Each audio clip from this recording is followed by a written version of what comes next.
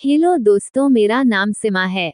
2 दिन बाद मेरी शादी की तारीख थी। यह शादी पूरी तरह से मेरे माता पिता की मर्जी से हो रही थी। मैं भी अपने माँ बाप के फैसले पर खुश थी और उनके फैसले पर खुशी खुशी सर झुका दिया था। मुझे तो इस बात से कोई एतराज नहीं था कि यह रिश्ता मेरे माँ बाप की पसंद और मर्जी का है, क्योंकि मैंने कभी भी अपने घर से बाहर कदम नहीं निकला था। बाहर की दुनिया, बाहर के लोग क्या होते हैं, इसका मुझे अंदाजा नहीं था। मैंने अपनी माँ से यही सुना था कि बाहर की दुनिया बहुत जालिम है, कभी भूल कर भी इस दुनिया में कदम मत रखना। यही वजह थी कि मैं बहुत हद तक डरपोक थी। मुझ में आत्मविश्वास की बहुत ही कमी थी और इसकी सबसे बड़ी वजह यही थी कि मैं बाहर बहुत कम निकली थी। कभी किसी से बात करनी पड़ जाती थी तो बहुत ही मुश्किल से कर पाती थी। माँ के मुंह से मैं अक्सर यही चला करती थी कि पता नहीं मैं दूसरे घर जाकर कैसे गुजारा करूंगी। 2 दिन बाद अब मेरी शादी थी तो यही बात मुझे डरा रही थी कि पता नहीं मेरी आगे आने वाली जिंदगी कैसे गुजरेगी। मगर मैं अपने माँ बाप के फैसले पर सर झुका दिया था कि वो मेरे लिए जो करेंगे, अच्छा ही करेंगे। आखिरकार शादी का दिल आ गया और सब लोग शादी के दिन बहुत खुश थे। पापा की तबीयत उन दिनों काफी खराब थी, मगर फिर भी वह शादी के तमाम काम खुद ही देख रहे थे। मेहमानों से लेकर खाने तक हम पापा ने खुद ही किया था। हर चीज का दौड़ दौड़ कर रहे थे। उनका बस नहीं चल रहा था कि किस तरह अपनी खुशी मनाएं, क्योंकि मैं 2 भाइयों की इकलौती बहन थी। दोनों भाई मुझसे छोटे थे और हमारे घर के हालात भी बहुत ज्यादा अच्छे नहीं थे। मगर पापा मेरी शादी के लिए सालों से पैसे जमा कर रहे थे ताकि वो मेरी शादी के बाद से खुशी खुशी मुक्त हो सके, और आज वह दिन आ ही गया था तो पापा की खुशी का कोई ठिकाना नहीं था। पापा के जुड़े हुए पैसों से शादी की तैयारी मुमकिन नजर नहीं आ रही थी, तो उन्होंने मेरी शादी के लिए कर्जा लिए था और इस तरह वह मेरी शादी की वजह से कर्ज में डूब चुके थे। मुझे इस बात का बहुत एहसान था कि पापा मेरी शादी की वजह से कर्ज में डूब गए हैं। मैं ये भी जानती थी कि पापा के लिए ये कर्ज उतारना बहुत मुश्किल रहेगा। पापा को लेकर मैं बहुत ज्यादा दुखी हो गई थी। बहुत ही खुशी खुशी मेरी शादी निपट गई थी और मैं ब्याह कर अपनी ससुराल आ गई। ससुराल आई तो सबने ही मेरा बहुत ही शानदार स्वागत किया था। मेरे ससुराल वाले मुझे लेकर बहुत ही खुश थे। मैं थी भी तो बहुत ही सुंदर, कोई भी मुझे देखता तो देखता ही रह जाता था। बड़ी बड़ी काली आंखें, दूध सफेद रंग, अक्षर हरा, बटन कमर तक आते हैं, लंबे काले बाल। यही वजह थी कि मेरी माँ ने मुझे घर से बहुत कम बाहर निकाला था। जैसे ही जवान की दहलीज पर कदम रखा था, मेरे माँ बाप को मेरी चिंता होने लगी थी। उन्हें मेरी खूबसूरती से डर लगता था कि कहीं कोई ऊंच नीच ना हो जाए। मेरे पति ने मेरी तस्वीर तो पहले ही देख रखी थी, लेकिन जब मुझे अपने सामने बैठा देखा था तो दिल थाम कर रहा है गया था। उसे विश्वास नहीं हो रहा था कि इतनी खूबसूरत लड़की उसकी पत्नी बन गई थी। शादी की पहली ही रात मेरे पति ने मुझे कि मेरे अंदर से सारा डर निकल गया था। मैं बहुत खुश थी और भगवान को धन्यवाद दिया था कि मुझे इतना प्यार करने वाला जीवन साथी मिला था। शादी का एक दिन तो ऐसे ही गुजर गया था, लेकिन शादी के अगले दिन पता नहीं क्यों मेरे पेट में हल्का हल्का दर्द होने लगा। दर्द हल्का हल्का था, इसलिए मैं इग्नोर कर दिया, क्योंकि शादी से कुछ दिन पहले भी मेरे पेट में दर्द उठता। मगर कुछ देर ये दर्द होकर तो गया था। कई बार मेरे साथ ऐसा हुआ, लेकिन मैं ध्यान नहीं देती थी। आज भी इसी तरह कुछ देर तक दर्द होता रहा और फिर बंद हो गया। इस बार भी मैं इस पर कोई ध्यान नहीं दिया, क्योंकि आज मेरी ससुराल में मेरा दूसरा दिन था। पूरा घर मेहमानों से भरा हुआ था। ऐसे में मैं किसी को कह भी नहीं सकती थी कि मेरी तबीयत खराब है। फिर हर किसी के मुंह पर यही होता कि नई दुल्हन की तबीयत खराब हो गई। यही सोचकर मैं चुपचाप अपनी जगह पर बैठी रही। कुछ देर बाद मेरे घर वाले भी आ गए थे, लेकिन दर्द था कि एक बार फिर से उठ रहा था और जिसकी वजह से मुझे बेचैनी होने लगी थी। मेरी तबीयत अब धीरे धीरे और भी ज्यादा खराब होती जा रही है, लेकिन फिर भी मैं बर्दाश्त किए बैठी थी। धीरे धीरे मेहमान आते गए और मुंह दिखाई की रस्म करते लेकिन दर्द था कि रुकने का नाम नहीं ले रहा था। मैं जैसे तैसे खुद को संभाले चपचप घूंघट सजाए बैठी हुई थी। पूरा समय मेरा ऐसे ही दर्द में गुजर गया था। रात के समय घर से मेहमानों का कुछ भीड़ कम हुई थी। मेरी सांस में मुझे मेरे कमरे में आराम करने के लिए भेज दिया। कमरे में आकर मैं सुकून का सांस लिया। सुबह से बैठे रहने से मेरी कमर अकड़ चुकी थी और पेट का दर्द भी अब दूर हो चुका था। मैं अपने कमरे में आकर खामोशी से लेट गई और दर्द के कम होने का इंतजार करने लगी। मैं सोच रही थी कि शायद दर्द खुद ही काम हो जाएगा और कुछ देर बाद हुआ भी ऐसा ही। दर्द की प्रतीति थी बहुत कम होने लगी थी। दर्द को कम हो तो देखकर मैं सुकून का सांस ली थी। शादियां में मुझे शादी में बाजार के खाने खाने पड़े थे, पता है, इसीलिए मेरे पेट में दर्द उठा लो, वरना और कोई वजह तो मेरी समझ में नहीं आ रही थी और इस वजह को मैंने किसी को बताना ठीक भी नहीं समझा। सब यही सोचते हैं, शायद ज्यादा खाने की वजह से मेरे पेट में दर्द है। मैंने रात का खाना भी नहीं खाया था। दर्द बहुत हद तक कम हो चुका था, बल्कि बिल्कुल ही खत्म हो चुका था। दिन भर की थकी हुई थी और दर्द से परेशान रही थी। बैठकर लेते ही मुझे नींद आ गई थी। मेरा पति रोशन कमरे में कब आया मुझे कुछ नहीं पता, लेकिन उसने मुझे डिस्टर्ब करना सही नहीं समझा और वह भी मेरे करीब होकर लेट गया था। अगले दिन भी मेहमानों का आना जाना लगा रहा था, लेकिन भगवान की कृपा थी कि आज मुझे दर्द बिल्कुल भी नहीं हो रहा था। मैंने भी यही समझा कि शायद मुझे बाजार के खाने की वजह से ही दर्द हुआ हो। आज शादी का तीसरा दिन था। शादी के हंगामे में सब थक चुके थे। घर में सभी लोग शादी की थकान उतार रहे। सभी लोग देर से सोकर उठे थे। मैं नई दुल्हन थी, इसलिए मुझे किसी ने उठाना ठीक भी नहीं समझा था। 12 बजे के करीब ही मेरी आंख खुली तो मेरी नंद मेरे लिए नाश्ता लेकर आ गई। नाश्ता करके मैं कमरे से बाहर घर वालों के साथ बैठ गई। तभी मुझे अपनी तबीयत फिर से थोड़ी ढीली मालूम होने लगी थी, मगर मैंने उसे अपना भ्रम समझकर झटक दिया और सबके साथ हंस बोलकर समय गुजार। जाहिर है, शादी का घर था, कुछ ना कुछ मेहमान तो अभी मौजूद थे। रोशन भी की दूसरी तरफ हम अपना घर में ही मौजूद थी। वो मुझे ऊपर से नीचे तक गौर करके देख रही थी। उनके घूरने की वजह से मैं बहुत ज्यादा नर्वस हो रही थी, क्योंकि जिस तरह से वह मुझे घूर रही थी, अच्छे से अच्छा इंसान भी ऐसे देखने से नर्वस हो जाता है। यही वजह थी कि वहां बैठकर मुझे और भी ज्यादा बेचैनी महसूस हो रही थी, तो मैं वहां से उठकर अपने कमरे में आ गई, क्योंकि अब मुझे वहां बैठना मुश्किल हो रहा था। पेट का दर्द भी फिर से बढ़ने लगा था। ऊपर से बुआ की नजरें मेरे शरीर के आर पार होती महसूस हो रही थी। कमरे में आकर मैं थोड़ा सुकून का ताजिया, दोपहर हो चुकी थी, तो मैं कुछ देर सोने के इरादे से बिस्तर पर लेट गई और यही सोचा, इस तरह मेरे दर्द को कुछ आराम मिलेगा। जाने कब सोचते सोचते मेरी आंख लग गई। मुझे कुछ पता नहीं चल, सामने मेरी आंख खुली। कुछ देर तक ऐसा ही बिस्तर पर ही लेटी रही, उठने का बिल्कुल भी मन नहीं कर रहा था। मगर मैं अभी नई नई दुल्हन थी, मुझे हर कदम सोच समझकर उठाना था। माँ के घर में तो जब मर्जी चाहती तब सो जाती थी। जब हाथ मुंह धोकर कमरे में आई तो अचानक मुझे अपने पेट में दोबारा से दर्द महसूस हुआ। मैंने उसे इग्नोर कर दिया और भगवान से प्रार्थना, हे भगवान, मेरे पेट का दर्द कम हो जाए। मगर इस बार दर्द कम होने की बजाय और भी ज्यादा बढ़ता चला जा रहा था।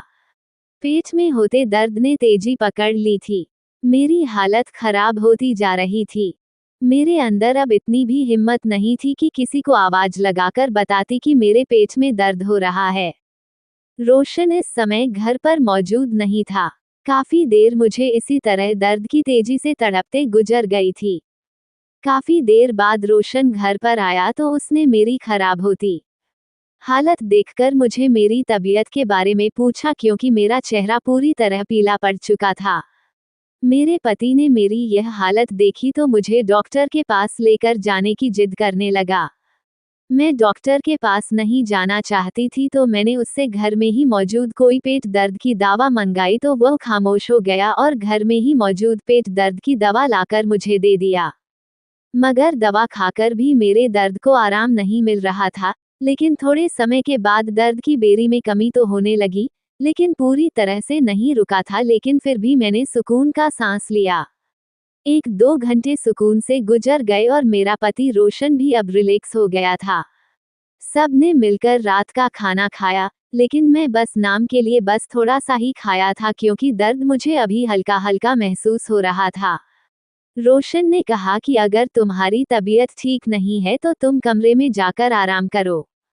मैं भी फौरन उठकर कमरे में आ गई थी, क्योंकि मेरा भी लेटने का मन कर रहा था। अभी ब्लूटूथ कुछ ही देर करी थी कि अचानक पेट में दर्द की तेज लहरों की थी और मेरी चीख निकल गई थी। सब लोग मेरे कमरे में दाखिले हुए। मेरी हालत देखकर रोशन परेशान हो गया था।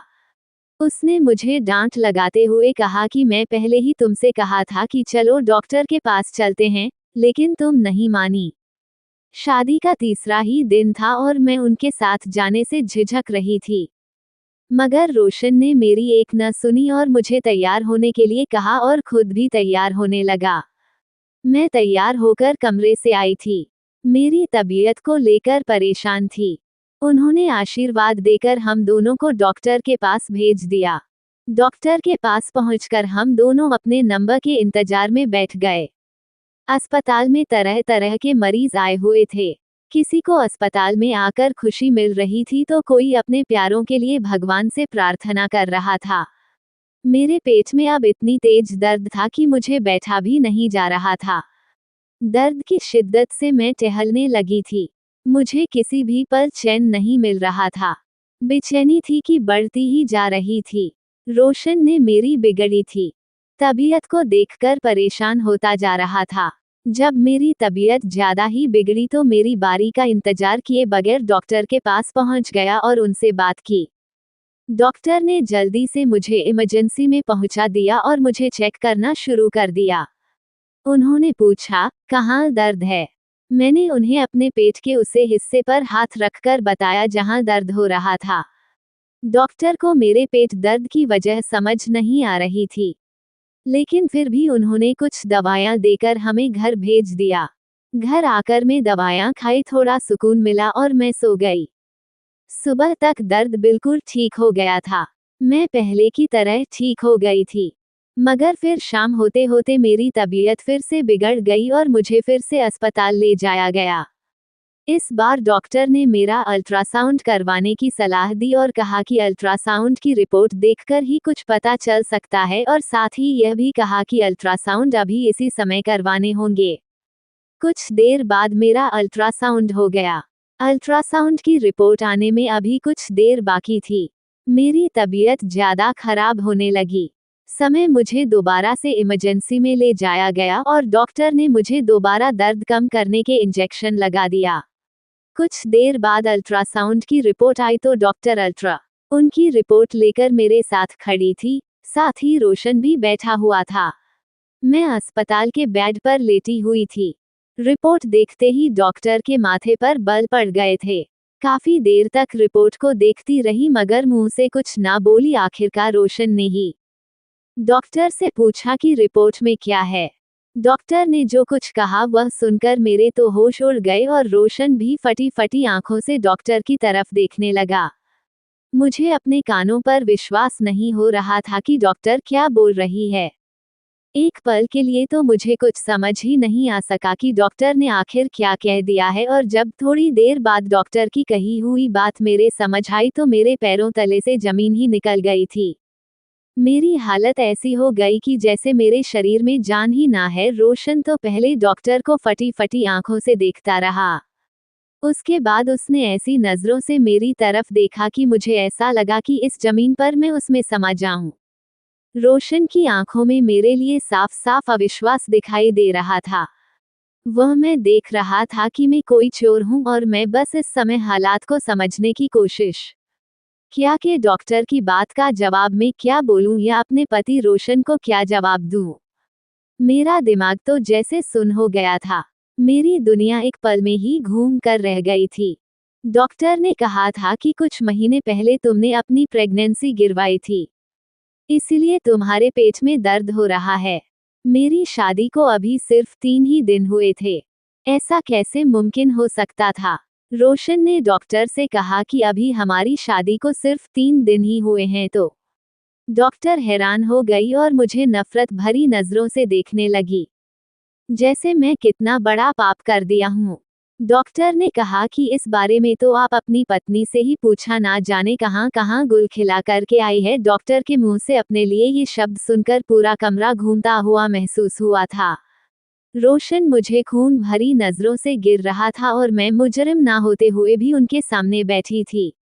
कमरे में मौजूद और नर्स सभी मेरी तरफ देख देख कर एक दूसरे के कानों में कुछ कह रही थी और डॉक्टर मेरी तरफ नफरत भरी नजरों से देख रही थी।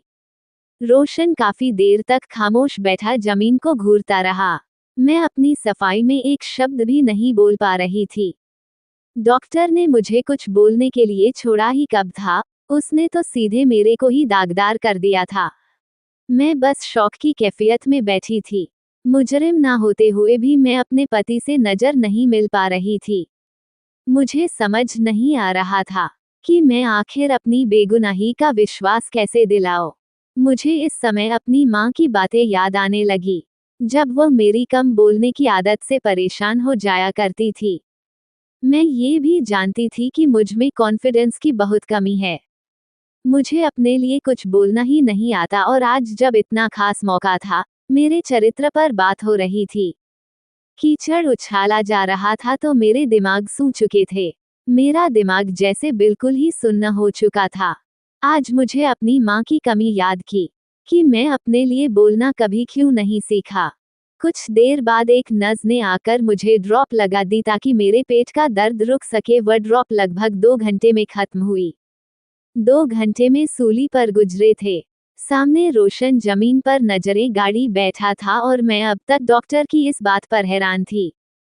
मैं कभी प्रेगनेंसी ही नहीं, फिर भला जो इतनी बड़ी बात कैसे कह सकती थी। दर्द खत्म हुई तो रोशन मुझे लेकर घर आ गया। मैं लड़खड़ा रही थी।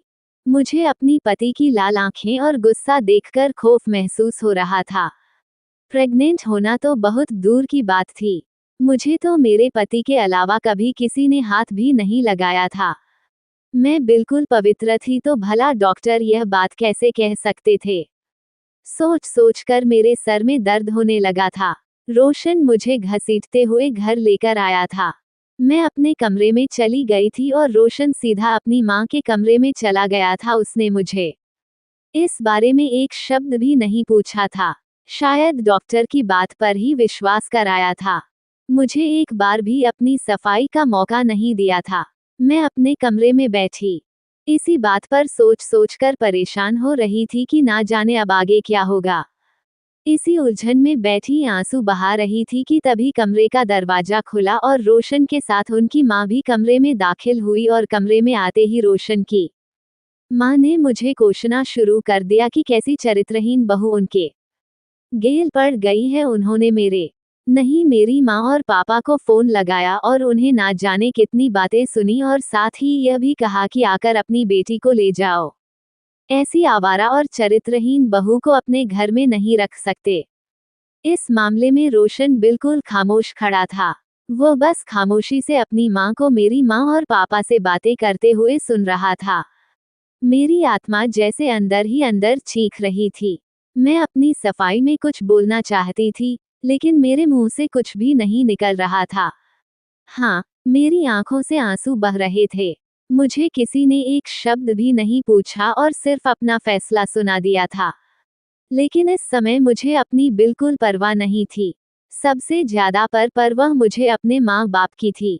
ये सब सुनकर उनके दिल पर क्या गुजर रही होगी कि मेरे पापा ने मेरी शादी कितनी मुश्किलों से की है। कितनी जगह से उन्होंने कर्जा लिया था। कर्ज उतारना तो दूर की बात, अभी तो उन्हें इस बात की जानकारी नहीं थी। क्या फिर कितना कर्ज हो चुका है। शादी के तीसरे दिन ही तमाशा हो गया था। मेरे सास लगातार मुझे बातें सुन रही थी और ना जाने कौन कौन से घटिया शब्द मेरे लिए इस्तेमाल कर रहे। रोशन की आंखों में खून उतर आया था। मुझे नफरत और गुस्से भरी निगाहों से घूर रहा था तो मुझे तलाक देने के लिए तैयार बैठा था। बस मेरे मम्मी पापा का इंतजार करा था। मैं डरी सहमी सी एक कोने में मुजरिम बनकर खड़ी थी। मेरी सांस तो इस भगवान का धन्यवाद कर रही थी कि जल्द ही उन लोगों के सामने मेरी सच्चाई खुलकर आ गई और उन लोगों की मुझसे जान छूट गई। कुछ देर बाद मेरे मम्मी और पापा बेतहासा सी की हालत में मेरी ससुराल पहुंच गए थे। हम लोग उस समय हॉल में मौजूद थे। हर तरफ से मुझ पर पानी पड़ रहे थे। वहां पर मौजूद हर आदमी अभी छुट्टी हुई और नफरत भरी निगाहों से कोने में सुकड़ी समिति खड़ी रोए जा रही थी। बस रोने से मतलब था। इसके अलावा मुझे कुछ भी समझ नहीं आ रहा था कि क्या करूं। रोशन की बुआ भी मुझे बदचलन और चरित्रहीन जैसे शब्दों से नवाज रही थी और मेरी सास को कह रही थी कि उन्होंने लाख मना किया था कि अनजान लोगों में शादी मत करो, मगर तुमने मेरी एक बात नहीं सुनी थी। अपने बेटे की शादी अनजान लोगों में कर भी रोशन की बुआ इस शादी के खिलाफ थी क्योंकि वह रोहित की शादी अपनी मर्जी से करवाना चाहती थी। लेकिन मेरी सास जिद पर अड़ी थी कि मैं रोशन की शादी अपनी पसंद से करूंगी। इसी वजह से दोनों नंद भाभी में नाराजगी थी और अब तो रोशन की बुआ को मौका मिल गया था कि मेरी तरफ गलत ही जैसे ही मेरे मम्मी पापा ने हॉल में कदम रखा कि मैं उनके पास चली गई और उनके गले से लगकर रोने लगी। मम्मी मुझे चुप कराने लगी, मगर मेरे रोने में और भी ज्यादा तेजी आ गई। कितने घंटे तक मुझ पर जो कयामत दिख रही थी, अब आंसुओं की सूरत में बाहर आने लगी थी मेरे मम्मी पापा को। सास में अपने सामने बैठाकर ना जाने कितनी बातें सुनाई थी कि आपने क्यों अपनी बदचलन बेटी को उनके माथे ठोक दिया। मेरी माँ मेरे चरित्र की कस्में खा रही थी और पापा का जैसे सर्च किया था। उस पल मेरे पापा मुझे और भी ज्यादा कमजोर और बुरी नजर आने लगे। मेरी मम्मी मेरी सास और मेरे पति को यही विश्वास दिला रही थी कि जरूर कोई गलतफहमी हुई है। उनकी बेटी ऐसी बिल्कुल भी नहीं है। मगर वह लोग कोई भी बात कोई भी सफाई सुनने को तैयार नहीं थे। उनकी बस यही रखी कि अपनी बेटी को यहाँ से ले जाओ। वह लोग एक पल के लिए भी मुझे घर में बर्दाश्त नहीं करना चाहते थे। रोशन का भी गुस्से से बुरा हाल था। उन्होंने मेरा हाथ पकड़कर मेरे पापा के हाथ में दे दिया और कहा कि आप इसे लेकर, मैं इसे अब और अपने घर में बर्दाश्त नहीं कर सकता। कुछ ही दिनों में आपके घर तलाक के पेपर भी आ जाएंगे। तलाक की बात सुनते हैं मेरे पापा ने रोशन के पैरों में अपना सर झुका दिया और उनसे कुछ समय की मोहलत मांगी। रोशन को मेरे पापा की हालत पर कुछ दया आ गई और वह कुछ दिनों के लिए राजी हो गया। कहने लगा कि मैं आपको और आपकी बेटी को थोड़ा समय, अगर आप लोग अपनी बेटी की बेगुनाही साबित नहीं कर सके तो फिर मैं इसे अपने साथ नहीं रखूंगा और मैं उसे तलाक देकर आपके घर भेज दूंगा। मेरे और मेरे मम्मी पापा के लिए थोड़ा सा समय भी बहुत था। इतने समय में मैं अपनी बेगुनाही साबित कर सकती थी। मेरे मम्मी पापा घर आ गए थे। मेरे घर में अलग ही कोहराम मचा हुआ था। अभी शादी को तीसरा ही दिन था और मेरे पति की जबान पर तलाक देने की बातें भी ऊपर से मेरे चरित्र पर भी खींचा था। मुझे कुछ भी समझ नहीं आ रहा था कि आगे क्या होगा। मेरे भाइयों ने डॉक्टर की कही हुई बात सुनी तो वह तो गुस्से से पागल ही हो गए थे और मुझे मारने के लिए बड़े कहने लगे कि तुमने सारे जमाने में हमारी नाक कटवा दी, हमें कहीं भी मुंह दिखाने के लायक नहीं छोड़ा। लेकिन मैं तो बस रोए जा रही थी। मैं जब अपने पति और सास को ही कोई सफाई नहीं तो अपने भाइयों को क्या सफाई देती। मेरे मुंह से तो एक शब्द भी नहीं निकल रहा था। मम्मी और पापा ने बीच में आकर मेरे भाइयों के हाथ तो किए थे।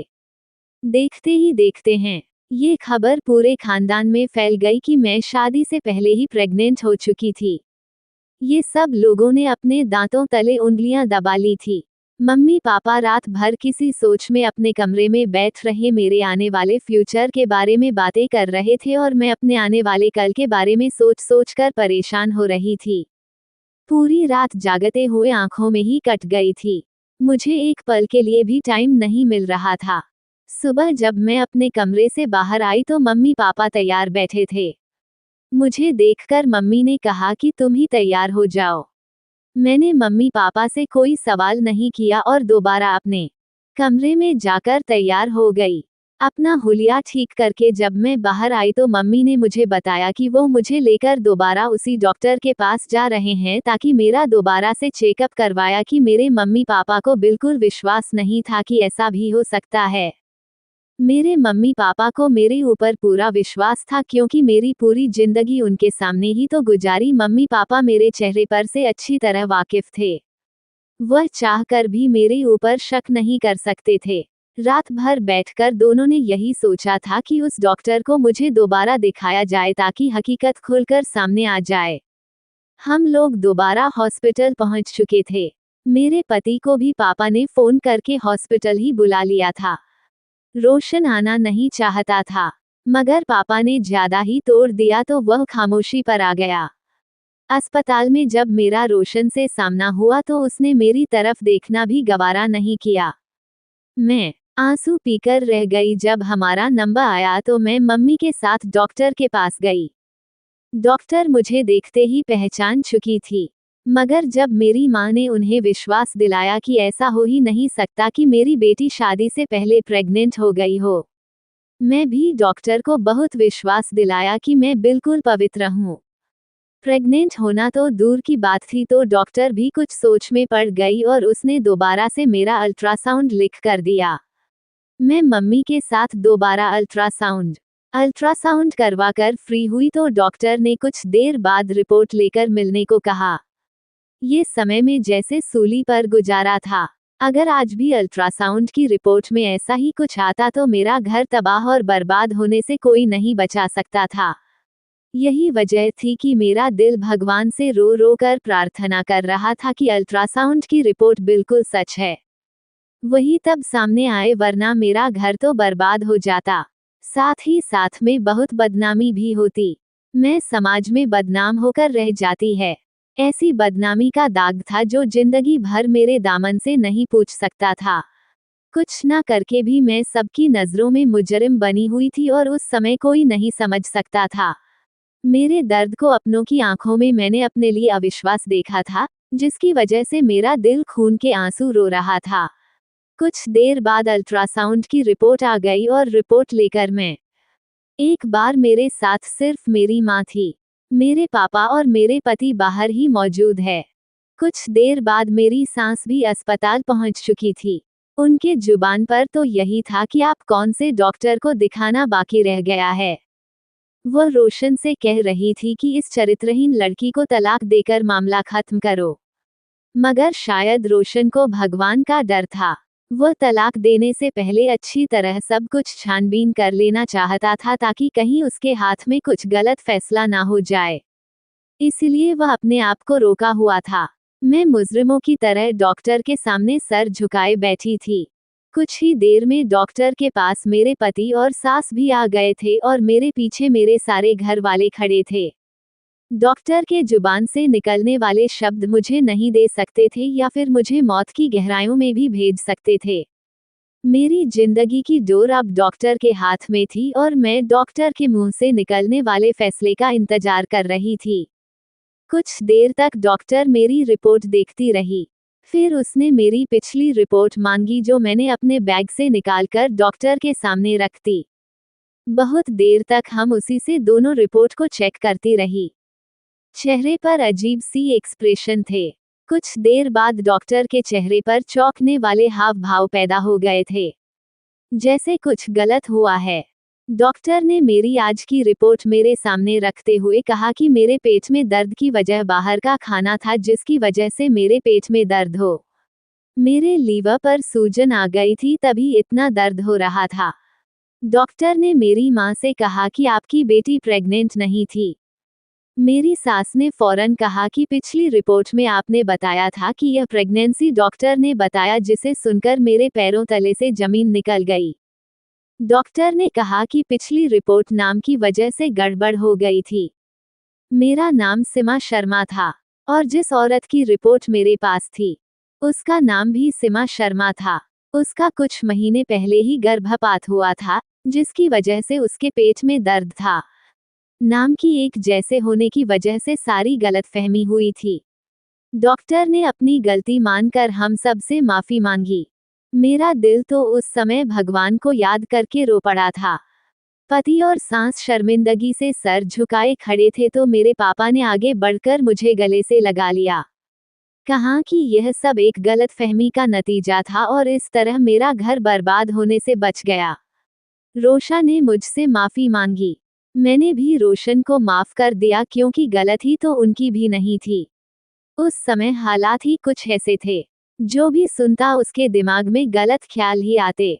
मेरी सास ने भी मुझसे माफी मांगी। मैंने अपनी सास को भी माफ कर दिया। अब मैं पति के साथ खुशहाल जिंदगी जी रही हूँ। मेरे सास भी बहुत ख्याल रखती है और रोशन मुझसे बहुत प्यार करता है। मेरी जिंदगी में खुशियां ही खुशियां है। अगर आपको हमारी कहानी वीडियो को लाइक करें, चैनल पर नए हैं तो चैनल को सब्सक्राइब जरूर करें। धन्यवाद दोस्तों।